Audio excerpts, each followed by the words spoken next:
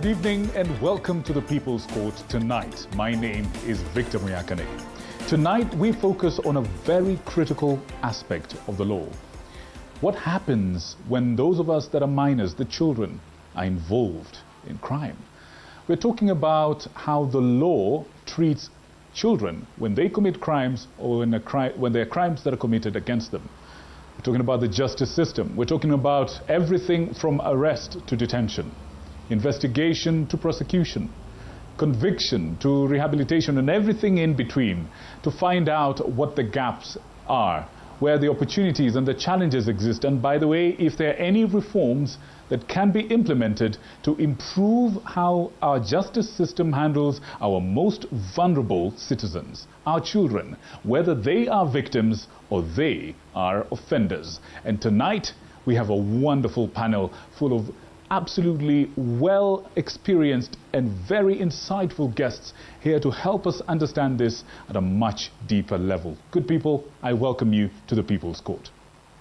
Asante sana, Victor, for that important, sign to us getting into this crucial conversation, as he says. One of the things that we'll be doing tonight is literally as well just highlighting some of the cases that have played out. I know as the legal minds, they will probably tell us not to go into active cases or into detail as to active cases, but it's equally important that we highlight some of them that we would otherwise feel have gotten to that level of us getting a declaration of how far they are. But of course, we'll be getting to just get the view of the people as to what they make of the legal systems, especially when it's about handling concerns, that is of the children or for the children. And on this other side, we'll equally be having, students from the Mount Kenya University Parklands School. Able students that as well will tell us what they get to learn in school in relation to this crucial part of the justice system. So as we get to that, we welcome you to be part and parcel of the conversation. The hashtag, as always, the People's Court at Linda_Alela at Muyakane. At Muyakane. At Muyakane, just that, at Muyakane. And we'll be sampling some of your comments as we get to proceed with the broadcast. With your permission, Victor, sure. I will first of all begin by introducing the gentleman that is right next to me, none other than Levis, that is Kageri, a Senior Project Officer, Access to Justice. Thank you so much, Levis, for creating time to be with us. Who do you have on your end, Victor? Oh, I've got two gentlemen from the Office of the Director of Public Prosecutions. One of them is my namesake with a slight alteration in the name, Victor Preston Odwar. You are, if I get you correct, Owar, beg your pardon, you are a prosecution counsel with the Office of the DPP Children's Division. Is that correct? Yes. Karibu sana. Thank you very much. And next we have Mr. Alex Gitumo. You are the Principal Prosecution Counsel, again from the Office of the DPP, specifically attached at the Makadara Law Court. Is that accurate? It is. Thank you very much, and Karibu sana. Good evening. I'm glad to be here. Thank you. Excellent. Ladies, we have you in here this evening, and it's an absolute pleasure to have you, both very well experienced and very well versed in the subject matter tonight. The magistrates tonight. The magistrates tonight, and seated in somewhere very familiar to them. We have the Honorable Dr. Alice Masharia. Karibu sana. You are the Principal Magistrate at the Milimani Children's Court. Karibu. Thank you. Thank you very much. We also have the Honorable Mary Otindo. You are the Principal Magistrate at Machakos Children's Court. Karibuni sana. It's an absolute pleasure to have all of you. And with that, I think the People's Court begins now. Who's going to? And I've got a question actually for our bench. So we understand that when we're talking about children's courts are designed to, to have a distinct focus on rehabilitation. I believe that's correct. Now, help us understand, can you explain to us how the law balances between the need for justice and the aim to protect a child, and particularly a child's future, particularly when we deal with serious crimes? Let's start with you. Thank you so much. What happens is, despite committing a crime, a child remains a child. As long as they are below 18 years, we must first treat them as children. That said, we cannot let them just go, without putting in some measures to cater for to ameliorate what they have done. So what we do is really not punish them like we would do the grown-ups, So we have to find a way of making them pay for what they have committed, but not in the severest form that we would impose on a grown-up.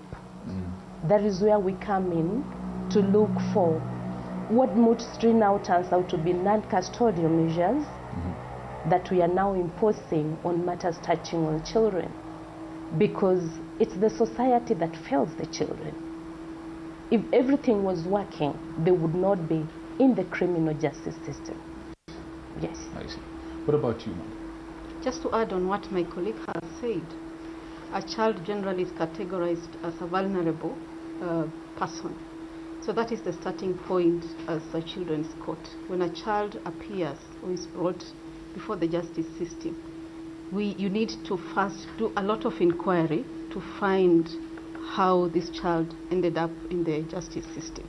You need to go into the cognitive understanding if the child is able to understand why they are in the justice system before you even come to the conclusion that they really know or they committed an offense that they have been brought before the justice system.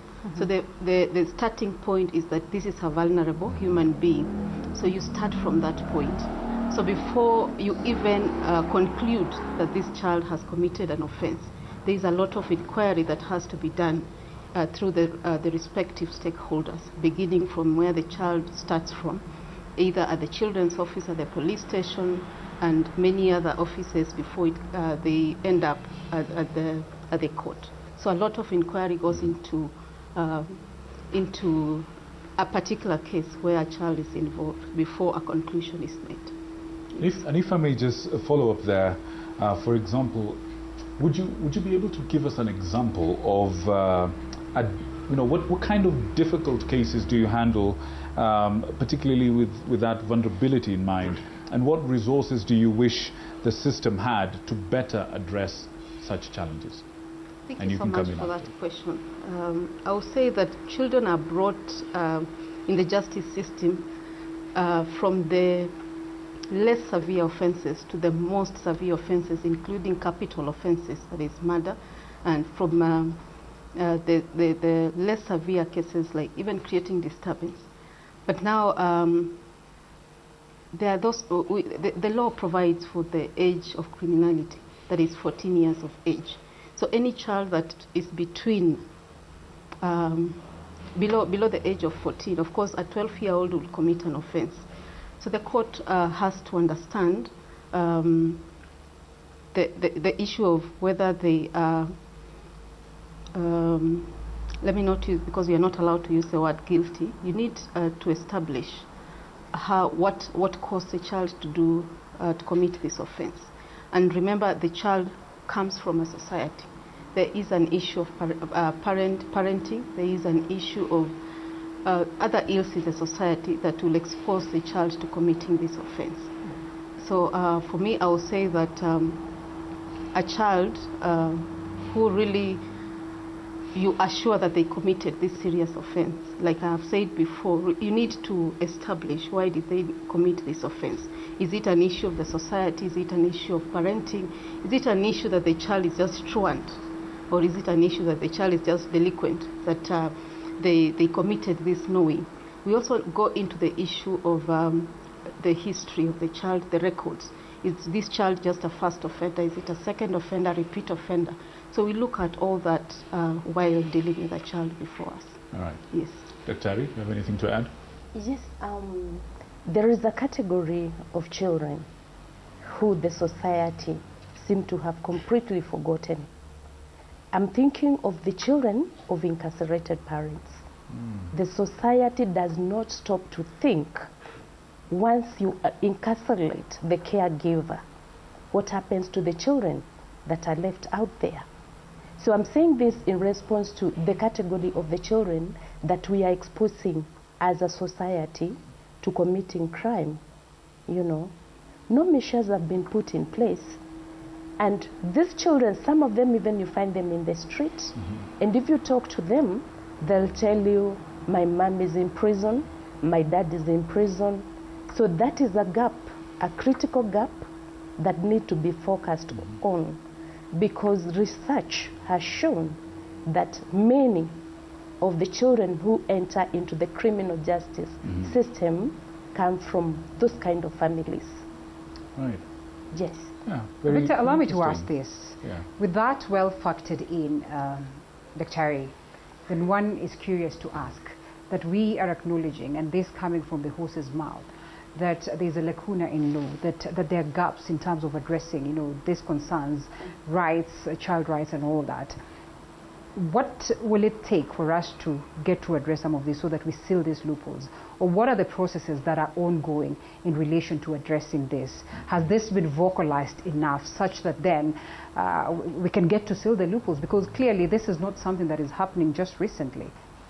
Thank you for that question. I'll now speak to the students, yeah? Because you're getting into an area where you're going to conduct research. That particular area is of great concern to me. It disturbed me as a magistrate when I'm incarcerating a caregiver. And so what I did, I decided to delve deeper into it to answer your question. And I researched thoroughly on that, yeah? For my master's, and I also proceeded along that line to my PhD, which I did at King's College London, right? And my topic of research was exactly what you are asking, what we are doing as a community to fill that gap. It's a very wide gap according to what I established. Okay. So then what I did, my research topic was actually just exploring how we can cure the gap. And it turned out at King's College London during my defense that no country in the world had focused on that particular aspect. And so what happened is my research topic, which was exploring how the Kenyan courts can cure that gap. Once I completed it, it was published into a book. I came with a book to motivate the students, and this is my book, right? Let me have that. Let me show that mothers too. And sentencing. Folks, we've got Rights of the Child, Mothers, and Sentencing right here. Is it in the bookshops? Not in Kenya. It was published by Internationally. Internationally. Wow, there you go. Law students across the world and across the country who are watching this program right now, this is a subject you may need to pay a little bit more attention to. Thank you very much. I believe you've got it. Wonderful, wonderful. All right. Thank you very much. All right. Thank you. We shall actually refer to that as and when we go. I want us to shift the conversation to the two gentlemen from the ODPP. Gentlemen, when you're prosecuting cases involving children, especially if the children are actually the perpetrators, it may present something of a moral dilemma, I imagine. How does your office navigate the decision to actually prosecute a child, and what factors influence the approach, seeking justice versus rehabilitation? Let's start with you, Victor. Okay, so thank you very much for that question. So at the ODPP, when a file is brought to us involving a child, the first thing that we have to consider is whether that case is eligible for diversion. That's what we call diversion. Diversion simply means taking that case out of court and referring it to another department where this child can be assisted. Let's say the children department, if you are of the view that this matter can be better handled by the children department. So what we usually do, we'll look at the file. First, we have to be satisfied that there is sufficient evidence in that file, and then we call for a social inquiry report from the children's office. So the report from the children's office guides us on whether to divert the case and where to divert it to. So this report basically contains the information about the economic status of this child, this child's tendency to commit a crime, and the factors that are making them to commit those crimes. So once we have this report, and in most cases the children officer will recommend a diversion option. So what we will do then, we will first try and see if we can refer this file to the entity that the children officer recommends, or if we feel that there's another institution that can properly handle it. So what we do at the ODPP, taking a file to court involving a child should be a measure of last resort when there's no other option available, because just like my colleagues have said, our aim is to rehabilitate these children. We don't want to traumatize them, we don't want to subject them to the trial process, which is usually lengthy and which can even make them commit more crimes because of what they're subjected to. Yeah. Alex, I want you to jump in there, and as you do that, talk to us a little bit about what's the place of restorative justice in your approach, and when do you actually opt for that, and what he's talking about in place of, you know, the traditional process, traditional prosecution. Okay. Okay. Thank you so much for that question. Going into what you said about diversion, these are an element that was introduced through policies of the ODPP. We have what we call the ODPP diversion policy, which gives the framework and the national standards under which all diversion cases should be done by the office of the ODPP. And we have the ODPP diversion guidelines and explanatory notes that now guide all prosecutors as to the steps and the procedures to take when diverting matters. So when these matters come to our office, you see, under the ODPP, we are mandated to prosecute criminal matters all over the country under Article 157. But under Article 157, 10 and 11, it also gives us leeway to use alternative systems such as diversion, which we are talking about. So we have to look, when that case comes before us, the seriousness of that offense. Then now we delve into the age and what he has talked about, what are the issues. We ask for that report. This child, what is the background, as Honorable Justice the doctors have said, what is the background of this child? Then we go back now to the evidential threshold. Has it been met? If that has been met, now we start looking at other things. Is there acceptability by this child as to that crime? What is the public interest in this matter concerning that particular case? What is the rehabilitation and the restorative? As you said, we have to look at how can we rehabilitate and reintegrate this minor to the system once we go through. Because you see, diversion, it's an alternative to the criminal prosecution of matters. So what we're looking at when we're looking at minors, the Children's Act, the new Act of 2022, also provides for diversion. And it gives us now, we look at this, we call them children in conflict with the law. We don't now... Children in conflict with the law. Children in conflict with the law. We look at them differently from how we treat now people of mature age over 18 years. Just for the sake of our audiences back home, would you care to just clearly define for us who qualifies as a minor? I think one of the things that's out there is that a common thing that is said in the country is that as long as you have a teen next to your age, then you're supposed to be a minor, even if you're 20. But tell us, what actually, what's the legal threshold of age of majority? If I'm not wrong, if I can be corrected by the Honorable Magistrates, I believe under the Children's Act, under 12 years, you're not criminally liable. Below 12 years? Below 12 years. You're not criminally liable for anything you do? Between 12 to 14, it says that child cannot differentiate between right or wrong unless the court deems it otherwise. I believe that is how the Act specifies it.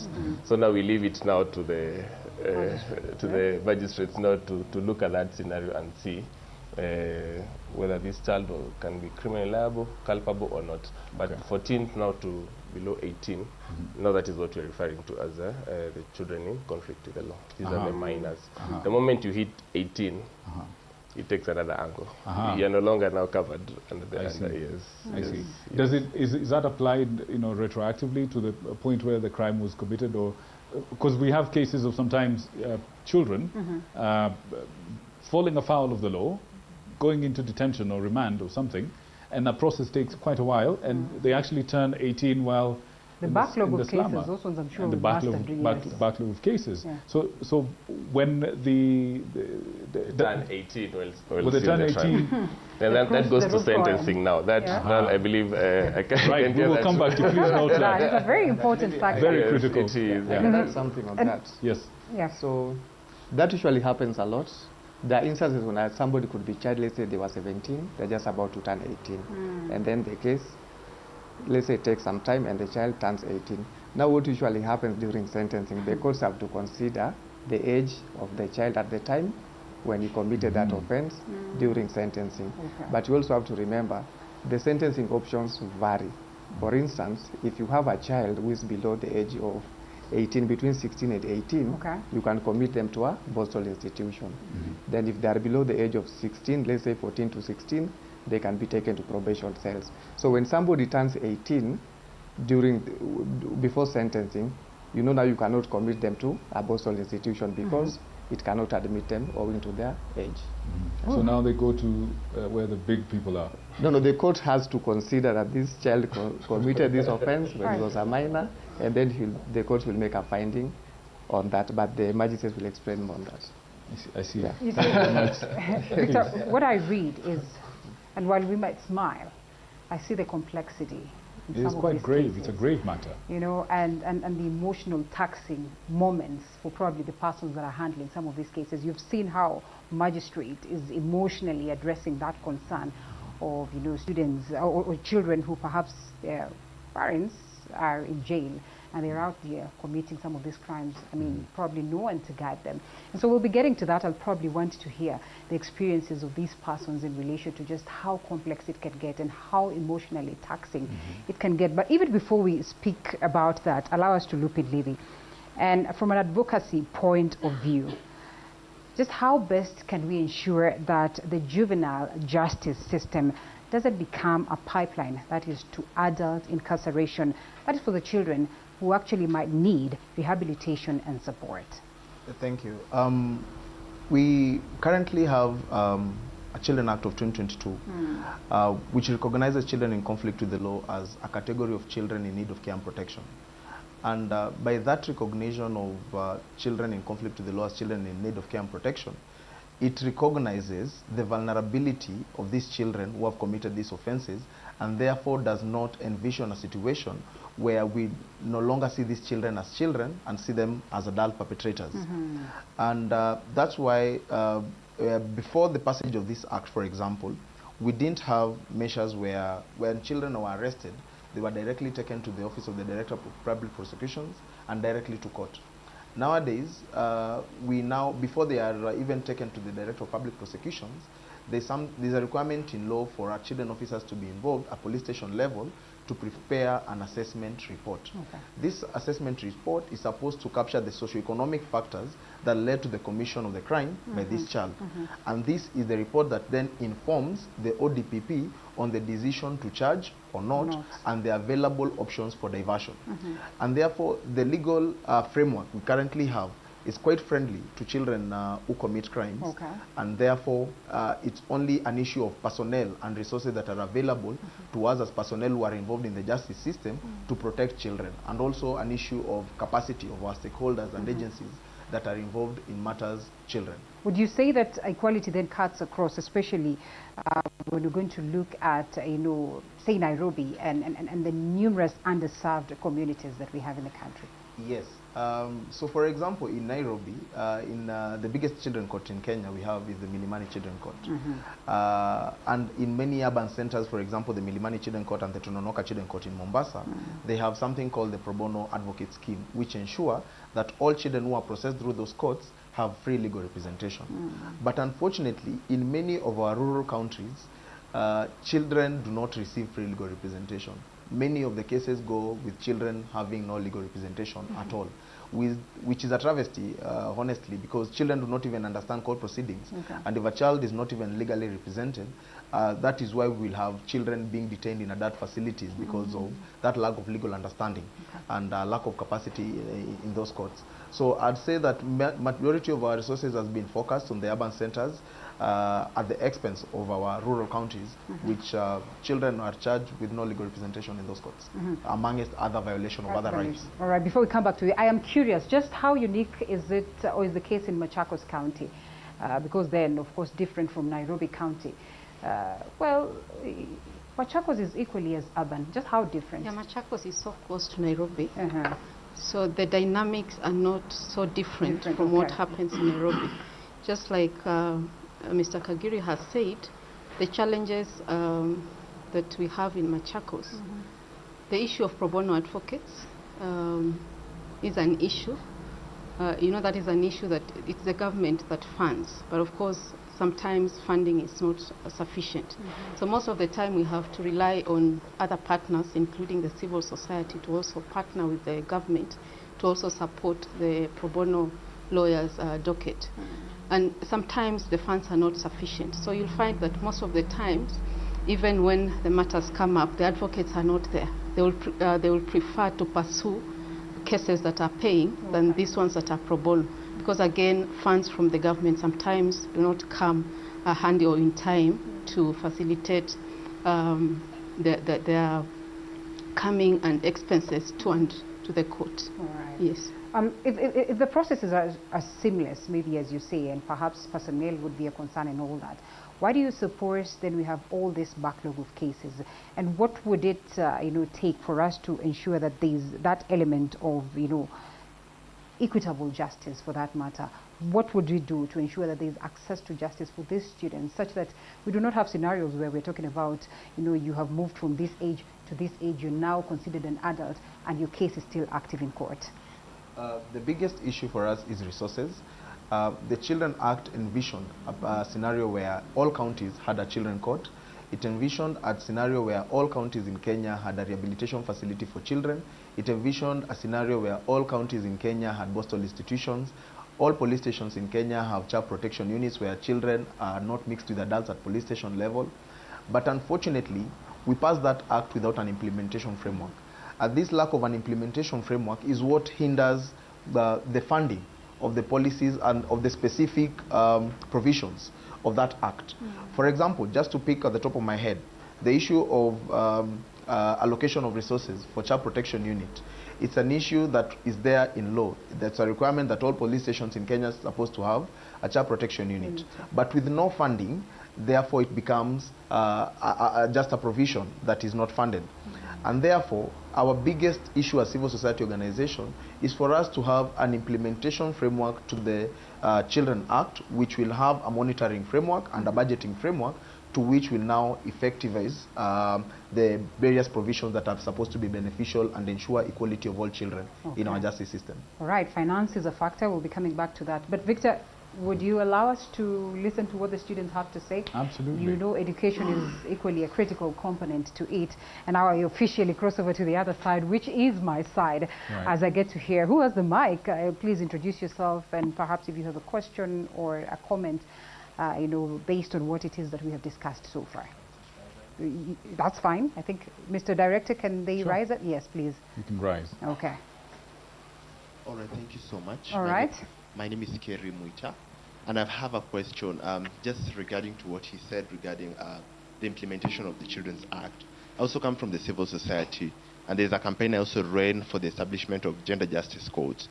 So considering that funding is a critical component, but in most cases you see the executive slashes the judiciary's budget.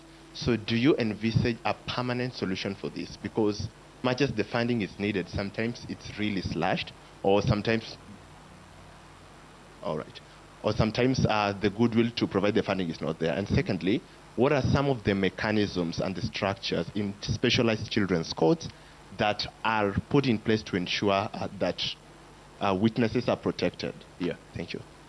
All right. You want to respond to that? Yes. All right. On the issue of the implementation framework and the budget slashing to the judiciary, the Children Act provided for different stakeholders to have various resources. So for example, on the issue of child protection units, that funding is supposed to be directed to the National Police Service. On the issue of, for example, the Boston institution, that is money that is supposed to be allocated to the Kenya Prison Service. So it just has having a multi-sectoral approach in fundraising, especially when we are doing budgeting, to ensure that all these stakeholders understand, because there is also an issue of capacity and understanding of the requirements of some of these agencies. So it's just us continuing to advocate for specific resources to be allocated for those departments and agencies that have allocated different responsibilities in the Children Act, and continuous capacity building and sensitization for those departments and agencies to understand what is their responsibility according to the Act. Okay. Beautiful. You probably will have more questions as we proceed, but before I bring the conch back to you, Victor, allow us to take a short break, and then we come back, expound some more, because then it's quite an important, subject. Absolutely. And even as we continue with the conversation, you realize that very other important elements are cropping up. So we take that short break, and then we come back and discuss some more on just what we need to do to ensure that the rights of our children are protected.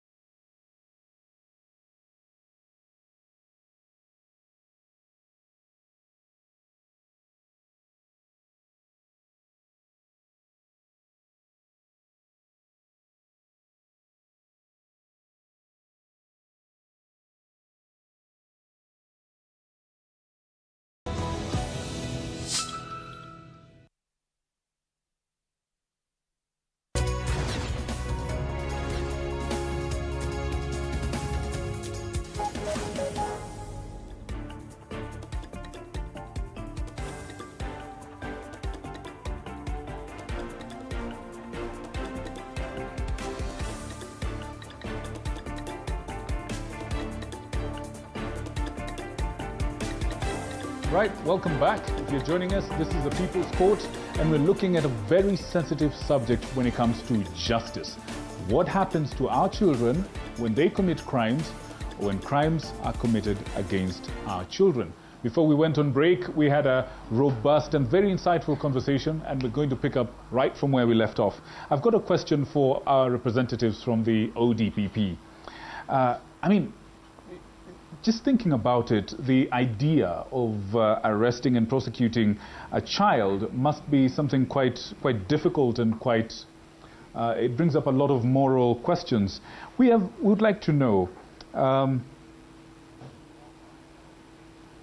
from your experience, and I'll start with you, Alex. From your experience, it is we've heard it said it's very complex and very emotionally taxing.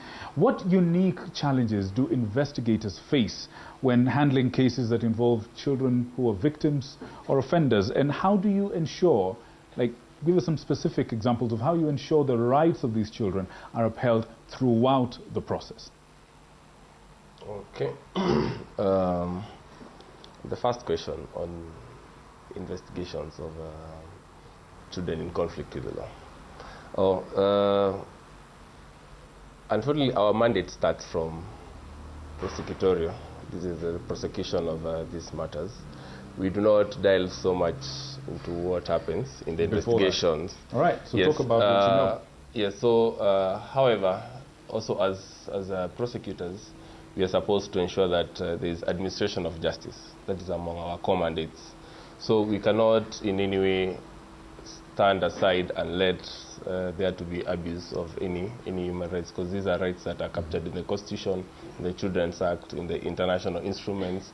So when it comes to the investigations, we ensure, like under Article 49, that these children are brought to court within 24 hours.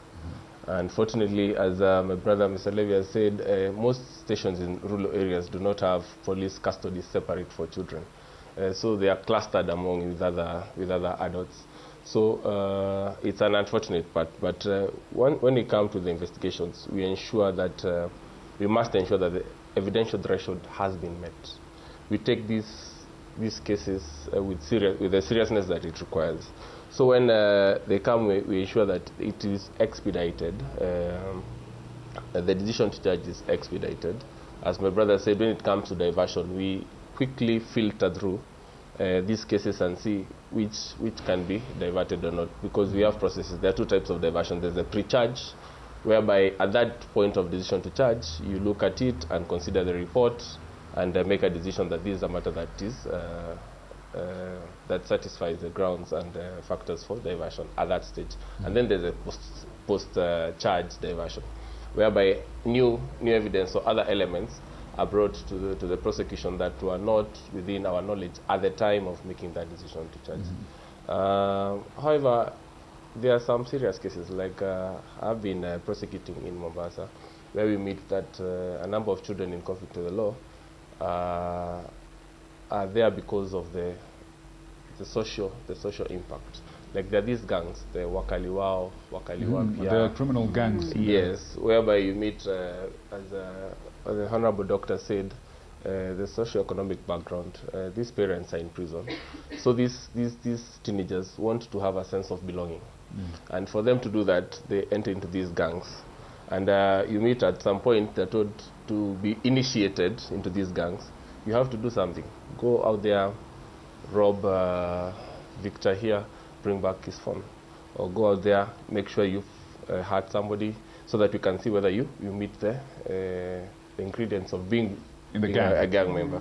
So you see, there are times now when it becomes so rampant, so that it creates a ripple effect that now there has to be mass outcry, causing police to go after these teenagers.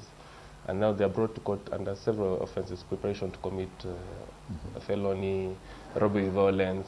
So we also have to look at the seriousness of these offenses. It is a very sensitive matter that, as the ODPP, we have to look from the outside and from the inside to ensure that justice is delivered.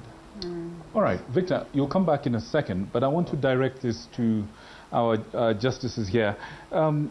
When a child is a victim or a perpetrator, let's start with you, Honorable Daktari, they often face significant emotional and psychological barriers in this process. How do you ensure that these factors are effectively considered during legal proceedings, and would you say there's adequate support for such children?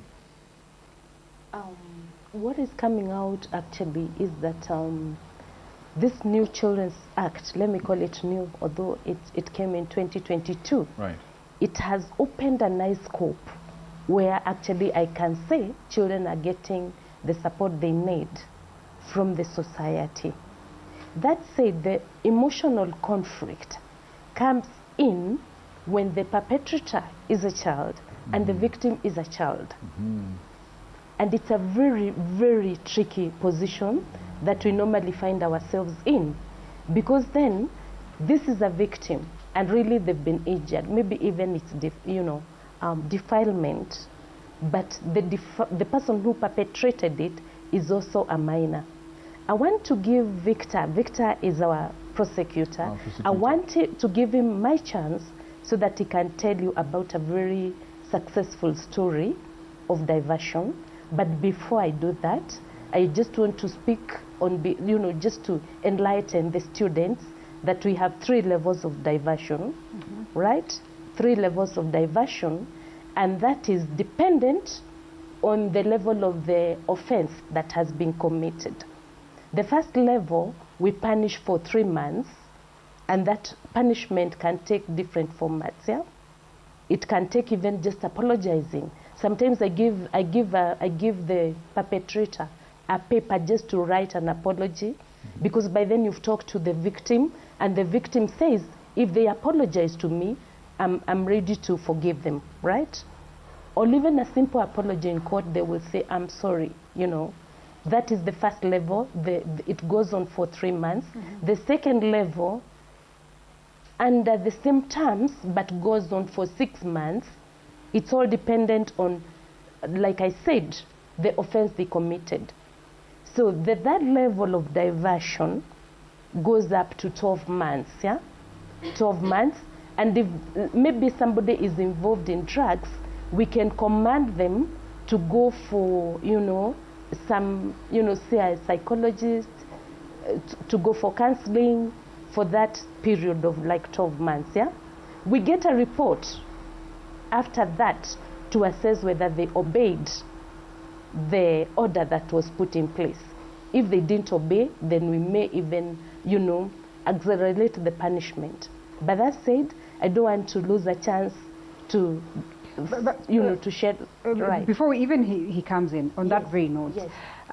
Matters like, say, in these stages that you highlight, Yes. is this where then their mental capacity is looked into? Yes. Do you consider their social environments, which are concerns that we have highlighted at this very point?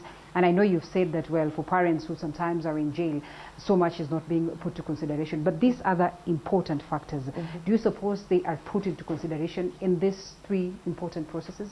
So actually what is happening right now, as the judiciary, we have come to, a point whereby we acknowledge we cannot achieve this goal alone. So we brought in everybody, the prosecution. Like my brother there has said, there is something, maybe I can speak about it, family conferencing, Yes. which has been brought by the new act. Under this family conferencing, there are people who are required to be there. The first one is, of course, the perpetrator, right? And then the victim must be there. Then the parents of this child must be in that conference. Then the ODPP must be there. The most critical person in this gathering is the children's officer, because it's the children's officer who will give us the report, even the report that is going to inform the ODPP on whether they are going to charge. The decision to charge is pegged on the preliminary inquiries that are made at the point of arrest, such that the arresting officer is tasked now to, before taking the minor away, to involve the children officer, so that we get the report, like my brother has said, from the background, where now we hear from the chief, from Mzee wa Nyumba Kumi, from the parents, so that by the time this child is being brought before a magistrate, we already have a report that is going to inform the ODPP whether they are proceeding at that juncture or they are going to divert. Like my brother there has said, there is diversion that comes before the pre-taking or after. I hope I'm clear on that. Very clear. Yes. Yes. Extremely clear. Absolutely. So yes, come to you. Is You Victor? were to give us a position before we come to you, madam. Yeah. Yes. Okay, so I'll give an example of a case that we have handled, but I'll not mention the names of the institutions. So this is a case that involved 2 minors. Both were 16 years old, and were both in Form 3. So it was a defilement case, and the boy got the girl pregnant, and a baby was born. So the boy was charged with defilement before court. And when the matter came up for hearing, I actually had a discussion with the girl's mother, and I asked a simple question: what kind of outcome do you want in this case? And she told me that all that she wants is for the other family to take responsibility for the born child. So I realized that these people probably want a diversion, but they just didn't know that that option exists. So I had a discussion with the boy. He told me what happened. He admitted that they were in a relationship with the girl. I also had a discussion with the girl. She admitted that she was in a relationship with the boy. So you see, now this is a case that is clearly eligible for diversion, because we are allowed to divert cases except in capital offenses. So diversion is as good as this outside court sort of settlements? I wouldn't really call it an outside court sort of settlement. Would it be factored in there? It's something that we are doing within the court, but it is us who are now referring it to another institution to help us come up with a proper solution. So in this case, what we did, once I realized that, I made an application in court that I have listened to both parties, and I think this is a case that is suitable for diversion. So the next step is to call for a comprehensive report from the children office to give us the background information of the 3 children. Now we now have the 2 minors and the born baby and their parents. So we need all that information in a report. So the children officer did a very nice report. She interviewed all the parties, that is the boy's parents, the girl's parents, and then they all stated what they wanted. They had their advocates. The girl had an advocate watching brief. The boy was also represented by a pro bono lawyer. So when the report was brought to court, we went through it, and now we got the modalities for the diversion, and that's how we were able to divert this case from court. Interesting. Interesting. I mean, that's really interesting. But on that very note, Honorable Victor, would it Otindo. not be also important that they highlight some more on the outside court settlements, which I want to believe are so common nowadays, and whether then they really guarantee justice to the persons that say crimes have been laid upon them? Yeah. Fair enough. That's a fair question. Honorable Otindo. My colleagues have talked about the strengths about the new act, but there are challenges as well. So allow me to speak about the challenges. Please. Diversion is a very key. It's a very key achievement of the act, but there is a downside to it. We still have a long way to go. Customarily, our communities know that when a person is brought into the justice system, they must be taken to jail. So even to convince them that this child should be diverted back to the society is a tall order. A parent will come and tell you, I don't want this child back to the society. You will tell them that this is a child who needs parental care. The institution care is not the best, but they'll still insist that I don't want the child to go back home. So it's an issue of we need to create a lot of awareness. Then the options we have under diversion, some of them have an aspect of financial requirement. For example, if I were to divert a child to a counselor, the parent will have to take up the counseling costs that are come up with that order. If I have to divert a child probably with an order for compensation to the victim or the complainant, the parent has to take care of those costs that you have ordered. So parents are not willing to accept or to take up this aspect of diversion. But for me, this is the best way to deal with the children. But again, we have these children who do not want to get out of the justice system. You give an order that the child is now committed to an adult, but they tell you, I don't want to leave this institution. This is the best place I want to stay. So we still have those challenges and teething problems that I believe requires a lot of awareness, and I believe you in the media, if you keep on enlightening the society, that a child is not meant to be within the justice system, but to be brought up by the society. The society, again, the new act gives parental obligations to everyone who is an adult. We are going back to an era where a child belongs to the society, not just to the natural parent. So we need to sensitize the public that they have a duty to ensure that the child, wherever a child is seen, they have a duty to ensure that the child is safe, the child is doing the right thing, so that we reduce the number of cases of the children coming into the justice system. Right. Yes. Now, there's a subject that's kind of coming up right now, and in some countries there's actually a push. By the way, online, some young people did a poll, and they asked about the age of consent, for example, for participating in sexual activity, and that varies significantly across the continent. Some as young as 13, that as the age of consent. And that, of course, will impact how some of those cases show up on your table. But here in this country, how do you feel about the age of criminal responsibility? And should it be raised? And how can the law, or should the law, adapt to children's neurological and emotional development? Let's start with you, Honorable Otindo, and then Madam Daktari would follow. I want to believe those who said that age as the age of criminal responsibility consulted those who understand how our brains work, how the brain of the child works. So I will not comment about the age, but for me, having interacted with children for over 12 years, I believe that age, they are able to know what is wrong, what is not, what is wrong, what is right. So for me, that age is quite in order, considering the society and the community we live in.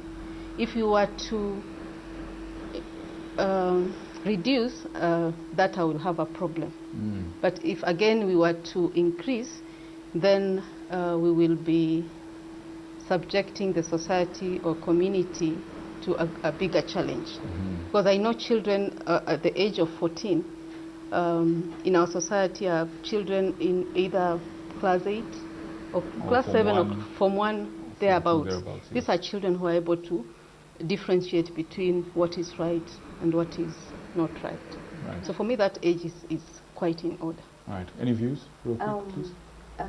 Before the new act came into place, the age was at 8 years. Now it's been raised to 12. And the act gives the court a leeway to do what you may consider voir dire. That entails you talking to a particular child as an individual to assess. No one-size-fits-all. Yes, to assess their mental space when they were committing the crime. So that a court has that space between the 12 and the 14 years. The court has a leeway to decide which way to go with this particular child. Because you may be even 16 or even 20, but your mental space is not up to there. That said, I reiterate what we had said, that according to our laws, and remember, the laws are set by the parliament. We are implementing the decisions that are made by the parliament.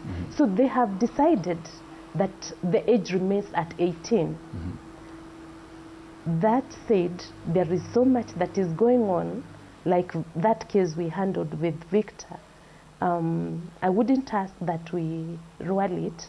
In some countries it's 18, but I would challenge us to look at it critically for all against. Okay.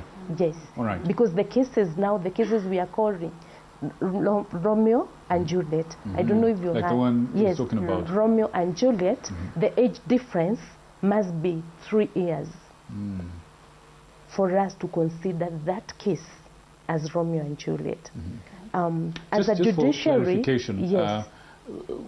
Romeo and Juliet, some of them, the people watching might just remember Shakespeare. So when you say in a legal context, who is a Romeo? Just 2 facts about a Romeo. Age-wise, what's their age?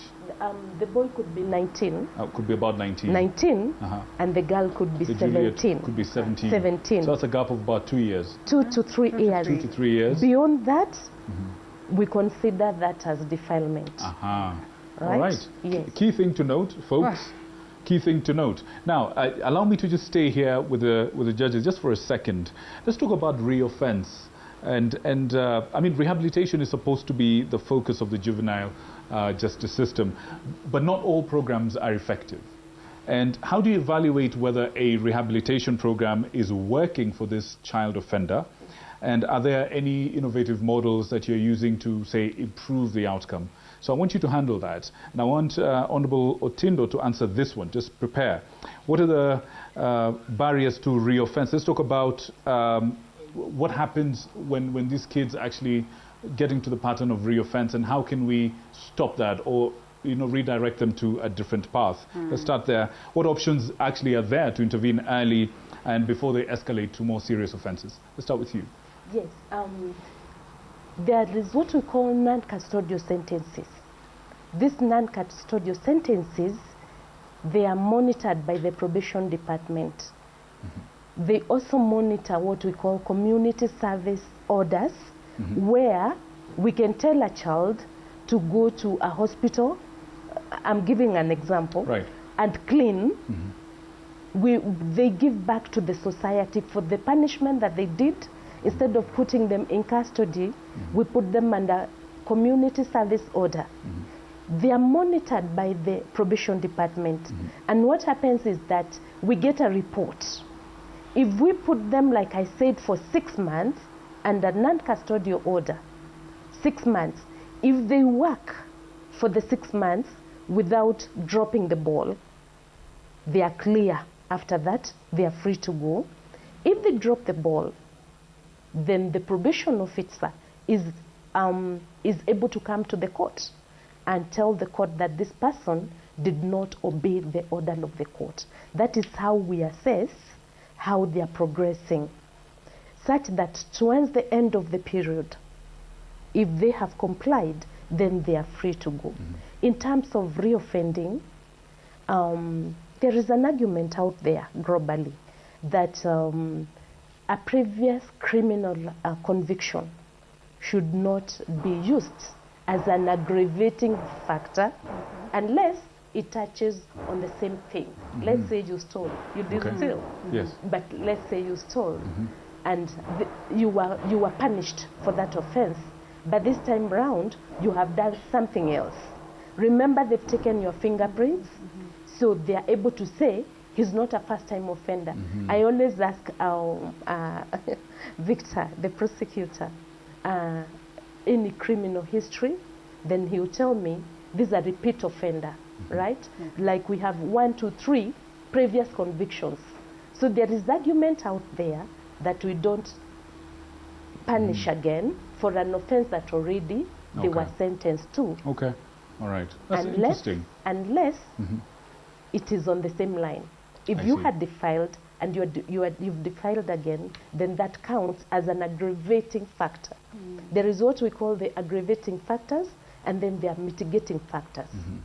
Maybe we don't have time to get into that. That's for another program. Interesting, yeah. But I think food for thought there. Real quick as you can, reoffending. How can we stop the process? How can we stop these kids from escalation and then having more and heavier punishment coming down the road? Please, quick as you can. For non-custodial, like she has said, we have those non-custodial orders. We need to involve everyone, including where the child is going back. If you are sending the child back to community, you have to make the community part of the process. We have other stakeholders that we deal with, including the probation officers, the children officers who prepare the reports and tell us that the community is ready to receive the child back. The complainant or someone who brought the case is willing to forgive. So if we deal with all these people and we allow the child to go back, they will be accepted. But if you sit as a court and just decide, because this child has been brought here, let me take them back to the parents, without involving even the parents who are receiving the children, then it means that if the child is not accepted, they will feel that they are not accepted. They will reoffend and come back and tell you that you are still here, you gave me this order, I did not change. Deal with me in a different way. For custodial sentences, there are several programs. We send children to postal institutions, to probation hostels. There are programs there. They are trained. They are given all the basic rights as provided for under the Constitution. So if those programs are put in place, these institutions are financed properly, I believe by the time the child leaves those institutions, they will have changed, and I believe that will have a positive impact. All right. Levy, two things, and very fast. Based on the argument so far, and of course then one would want to ask, what just is the role of the family courts in making sure that they collaborate with the criminal justice system so that these matters are addressed in better amicable ways? And one more factor would be then on the question of the follow-up role, especially when it comes to the question of restorative justice, as well as the practices that we need to ensure that we get to reintegrate these students or these children back to society and in a better way. So there's rehabilitation, but even better reintegration, because the ultimate goal is to have them back to society. How do we ensure that there's a proper shift with the public narrative? Okay. A civil society organization, I am part of an organization called Pendekezo, and we are working with various court stations in our country, including the Milimani Children Court and the Machakos Children Court, where we continuously continue to encourage them to move out of the court and go to the community and meet the community and respond to community issues. So we've done community awareness forums in various communities just to engage the public, for example, on the issue of diversion. Okay. It has been raised here in this platform today that we do diversion, but the community is not ready to accept some of these children because they do not understand. Our community is still of the school of thought that if a child or a perpetrator is arrested and taken to court, then they must be jailed.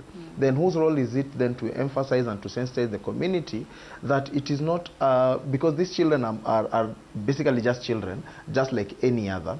There are other alternatives because when you say out-of-court settlement, the perception or the connotation it has is that it is a kangaroo court. It is not a kangaroo court. This is an alternative justice system that is recognized by our laws, beginning from our constitution.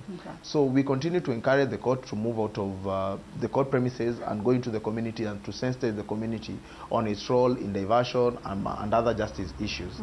The other factor is on mediation. You've talked about rehabilitation and reintegration. You do realize that if a perpetrator is arrested and released to the community without community involvement, and how is the community involvement done? It is done through children officers report, and in most occasions these children officers report and the probation officers report, on most occasions it just involves the actors. The probation officer will only interview the arresting officer who arrested this child, or they will only interview the chief of the area. But how is the community, the local community that is supposed to be the one that is accepting this child, taking it in? So on most occasions we encourage for mediation forums with the community members so that we reduce the stigma that is attached to children in conflict with the law as perpetrators, and therefore they are seen as children who need concerted effort by the community to be able to be reintegrated in the community and for them to improve their behavior. Okay. Yes. Beautiful. I know we're out of time completely, but it's important that we also get to hear from the students if there's anyone there who has a question or perhaps a comment so far. You have the mics. You go. All right, first. My name is Lorenz. I'm a senior student and my question, I think you kind of answered my question, but I'll still ask it anyway. You talked more of how the act deals with the children right from arresting. There's a probation officer at the arresting stage. So okay, when away from the outside court statement and all, when the child goes through this system and the child is arrested, is there a provision that allows for the same officers to go and see if the community is ready to welcome the child back at that stage, after arresting? And also, I was fortunate last week to have a training on child online protection with Amnesty, and the internet is a fast-growing space. So, is there a provision where children, is there a provision in law where children who come in conflict with the law in the cyberspace, the Computer Misuse and Cybercrimes Act states that a child should be treated the same as the Children's Act.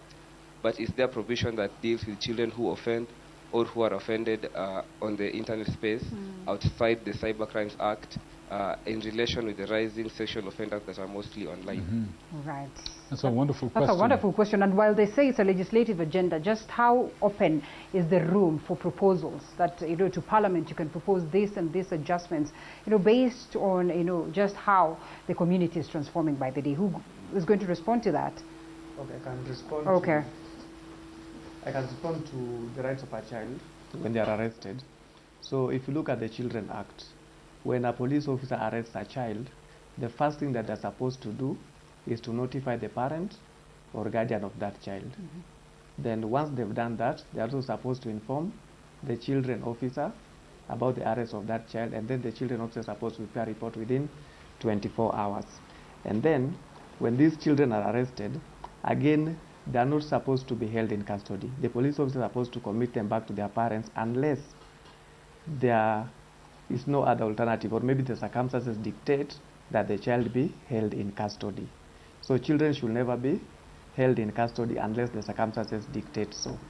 So you also asked some question about online offenses, right? Yes. So if you look at the Computer Misuse and Cybercrimes Act, it mostly talks of child pornography, if you've gone through it.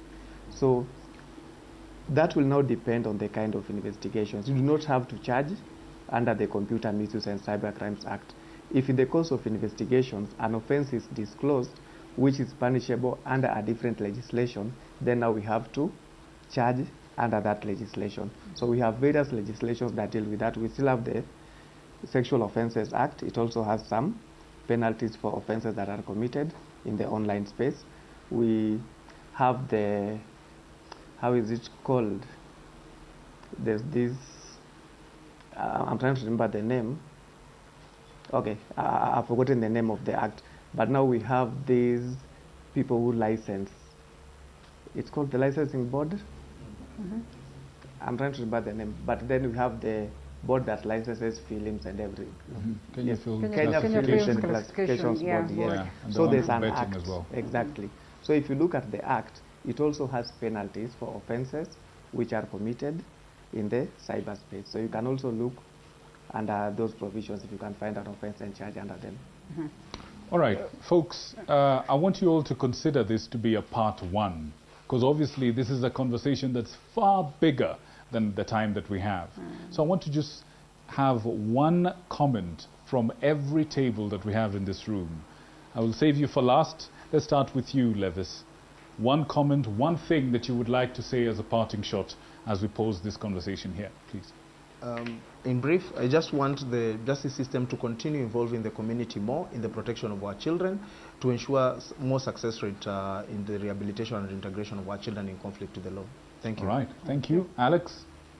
Okay, my parting shot is that the ODPP, as Administrator of Justice, we are the Ministers of Justice. That's what we call ourselves. And we are out to ensure that the children's rights are protected by all means. And we have policies in place. You can go to our websites. They are free to download. You can check them there and see all what we provide as the Office of the Director of Public Prosecutions. All right, and real quick, you said people can actually ask for pro bono legal advice or representation for children in every court.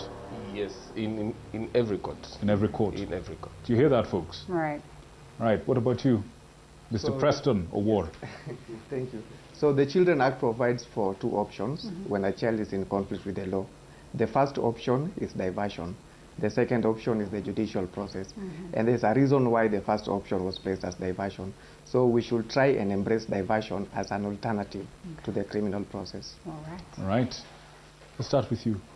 Yes, for me it's to urge the public, the community, to move away from the adversarial nature of the approach that we are trained in when it comes to children matter, and to appreciate that no matter how many years we put the children in, if we were to do that, they will still come out and belong to the society.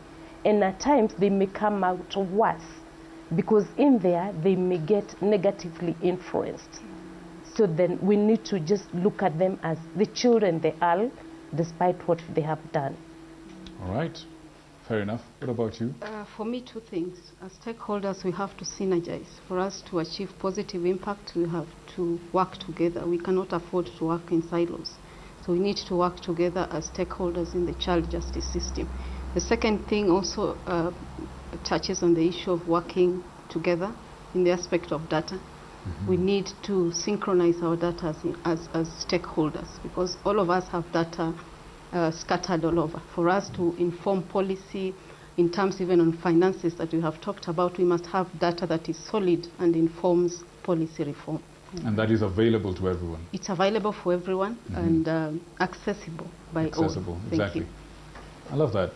I think, Linda, this has been, I've learned a lot. Yeah. And I hope the people at home, you've learned something. I hope the knowledge from this program will help you in making this matter better for our country and, once again, our most vulnerable citizens, our children. Right. Victor Muyakane, I don't know whether we exit this stage without acknowledging the presence of Madam President. The President of Mount Kenya University Parklands campus is here, Mugeshi, alongside the Deputy as well, and therefore Santeni Sana for hosting us. They are always willing to host us, and I think we appreciate that, even as we advance different conversations that revolve around the concerns of society. So Asanteni Sana, in the best interest of time, we will not allow for them to give their parting shot. Madam President, you're going to say something in less than a minute? Yes, please.